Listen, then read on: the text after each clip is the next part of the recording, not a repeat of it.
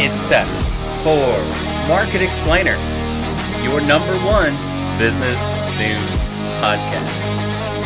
Hosted by Danny and the big man. And it starts right now. So let's just jump into this next one.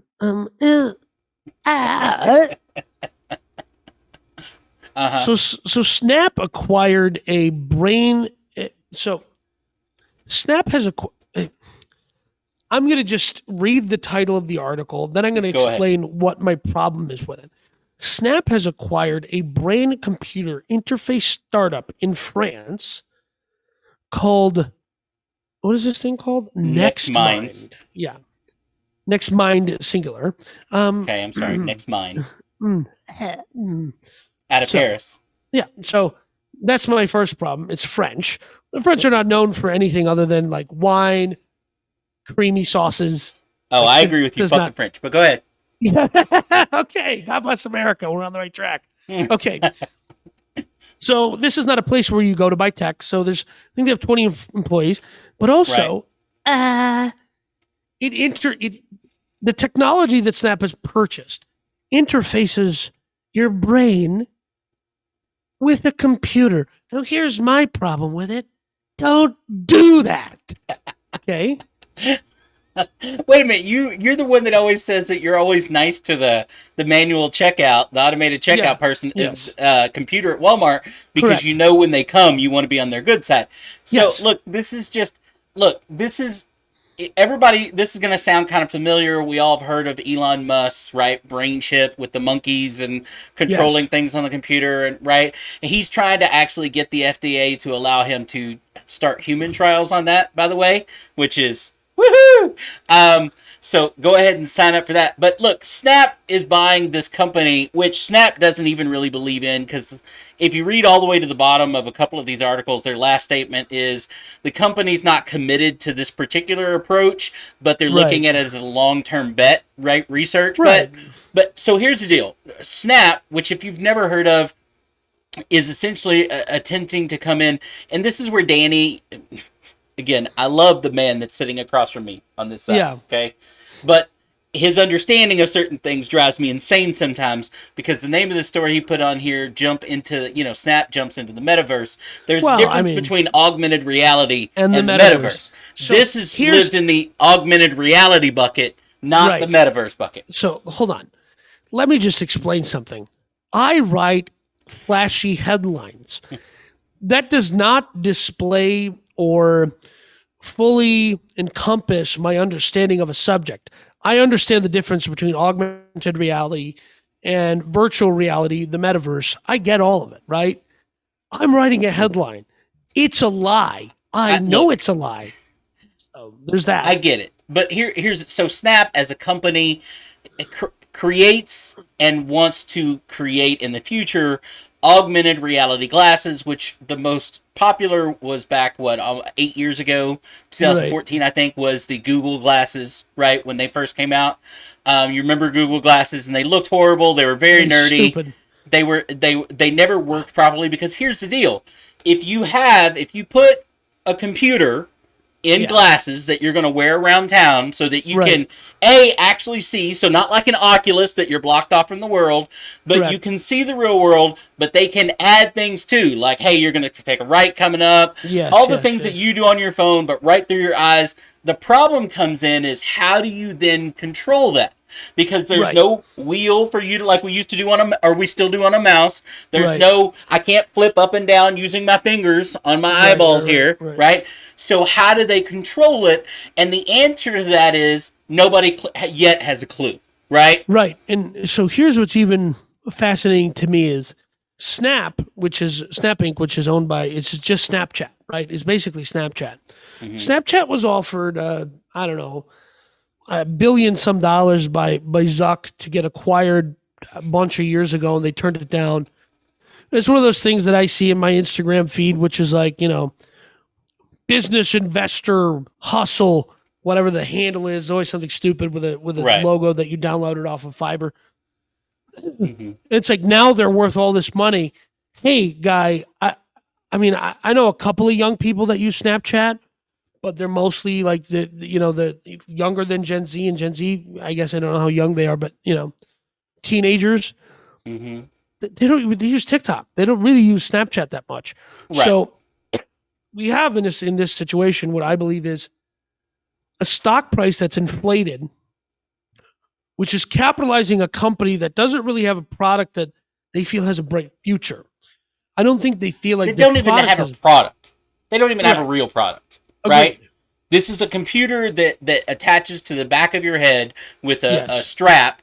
That No, I'm talking. I'm not talking about NextMind. I'm talking about Snap in general. Yeah, Snap's no, they don't. product, They stopped making the glasses they had put out. right. So I'm just saying when I'm talking about Snap, I'm also talking about Snapchat, right? So their service, their app, Right. that's even kind of not a huge app. So what I'm trying to get at is, here's them in the dark. Here they're a blind company. They're blind. They can't see, and now they're in the dark, and they're feeling around for like, how do we figure out how to turn our business into something? Well, so Snap to me has Facebooked, if that is a term. Facebook really didn't make it until your moms, your grandparents, and everybody else got on Facebook, because then it became a household thing, right? Yeah. Like when you get moms, dads, and especially grandparents, when they take on a trend, cell phones, social media, whatever, you have made it from a Supreme penetration standpoint. You control everything. Right? I just saw a guy who had to have been 75 wearing a Supreme shirt, and I thought this is a hate crime. That's when you make it from a number standpoint, right? When you've penetrated to that point, it's worldwide, right? So in this case, the only people that I know that use Snapchat anymore on a regular basis are now using Snapchat for what they used to use Facebook for, which is sharing kid videos and this is just happening right now with somebody's walking across, getting a diploma or whatever. Like Snap, that's what Snap has become, because it's integrated to that point now. And if it's integrated to that point, your younger generation is no longer using it. Correct. And at that juncture, I think that's where we are. I think what they're doing, unlike Facebook, which is a very robust platform that allows people to do other things, such as Facebook Marketplace, which is, hey, this is a simple integration of Craigslist, a better Craigslist on a marketplace. It's unlike that. Snapchat or Snap in this scenario doesn't really have a thing to build on. So what I'm saying is, this is them fumbling around, blindfolded in the dark, trying to figure out, who are we going to become? When Snapchat grows up, who do we want to be?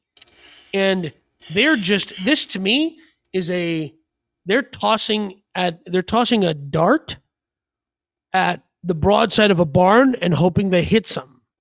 This is they're not the only company out there that can be described doing that right now. But to me, I put this in the same category as electric vehicles. This is something that look, augmented reality glasses has been a topic for 20 years, right? Right. How do we take this out of your hand and all put it in something you carry around with you? Right.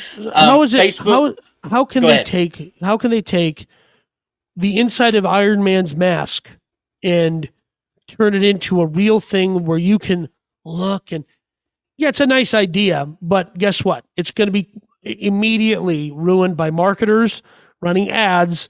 So it's just like, oh, do you want the directions to the place you're walking? You have to watch this 10-second ad first. Yeah, exactly. And that's because that's what they want.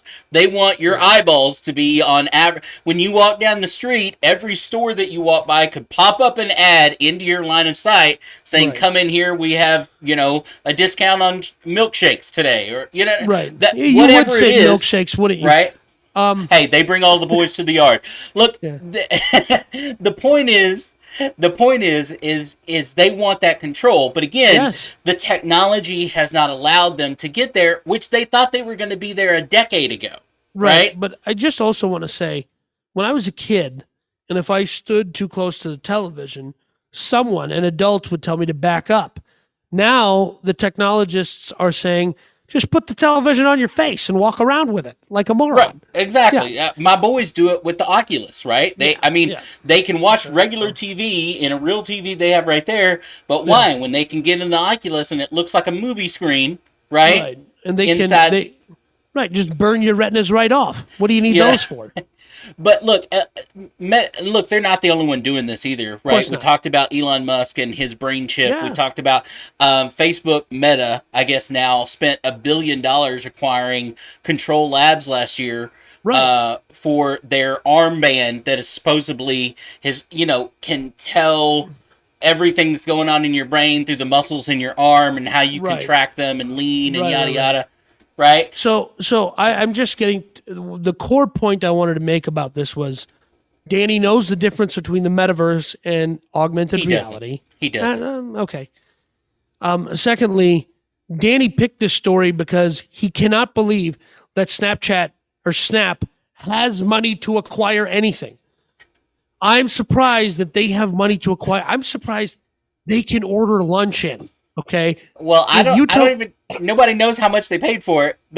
Because they bought a 20-person company in Paris. They probably don't have to say how much they paid for it, right? Right. Because there's some weird rule. There's not a thriving micro economy of tech startups in Paris. I'm going to give you there was they've created or they've brought in $4.5 million in support of this small company, right? Okay. NextMind. So they've brought in $4.5 million, probably have none of that left as a 20-person startup, and in the technology world, and they were valued in their last round of funding at $13 million. So if they paid somewhere in between that, let's say, and probably 100% in options, right? Yeah. So Here's $8 million in options and a piece of bubble gum. Take it or leave it, right? That's precisely what happened. And I'm just listen. They're throwing a dart. They're throwing a dart at the broadside of a barn, and they're hoping they hit something, right? They're hoping they're wildcat in an oil well right now. This is what they're doing. But what I find interesting, and I was having this conversation with a friend, and we'll kind of get into that in the next story, which is like, why aren't we taking some moonshot idea, presenting it to the public, raising funds, and taking it public via a SPAC next year? It never has to work. Nothing we do has to work. It never has to make money. All we have to do is we're changing the world. Next generation technology.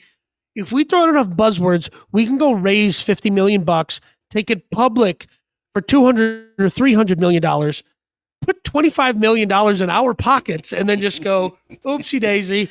And then Facebook will come along and just vacuum us up. Right. Snap's glasses may never see the light of day.